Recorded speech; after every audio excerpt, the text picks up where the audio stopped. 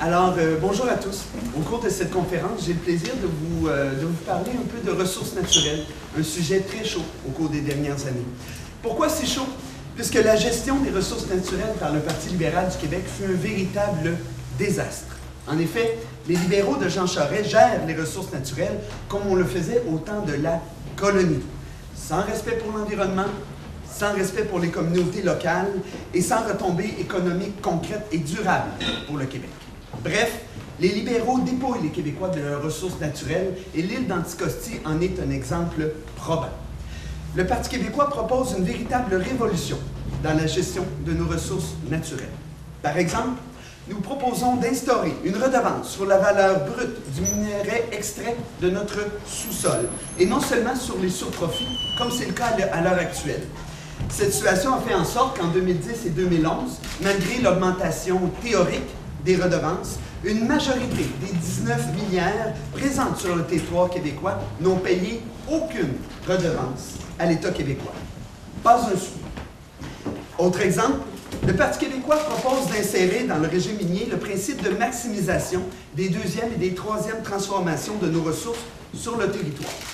Je vous rappelle que lorsque le Parti québécois a tenté d'insérer ces principes à l'intérieur du projet de loi 14 qui vise à réformer le régime minier, le ministre responsable du projet de loi, M. Serge Simard, appuyé par son collègue, M. Clément Gignac, ont affirmé que d'insister auprès des compagnies quant à l'importance de la deuxième et de la troisième transformation allait, écoutez bien, appauvrir le Québec, une véritable république de bananes.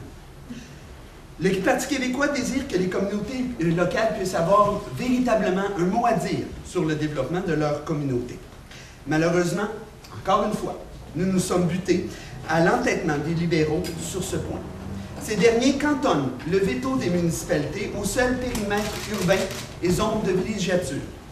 Bien qu'il y ait effectivement là des avancées, des petits pas par rapport à la situation actuelle, les cas de la municipalité de Saint-Camille, bien connue en Estrie, ou celui des municipalités contiguës au lac Massawippi sont des exemples probants.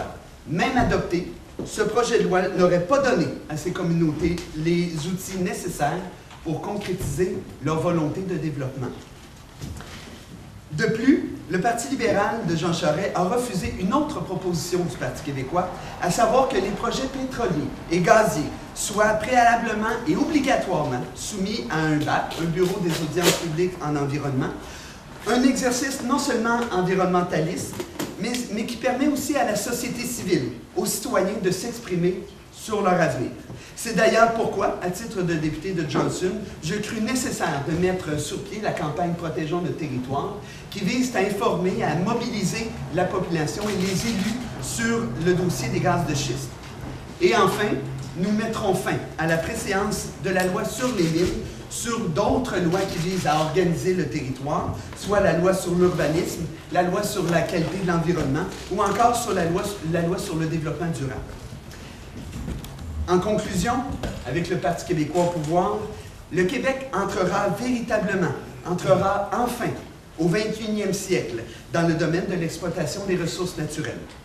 Ainsi, nous les exploiterons de manière respectueuse envers l'environnement et les communautés locales, et surtout, les Québécois en auront enfin pour leur argent et s'enrichiront donc davantage.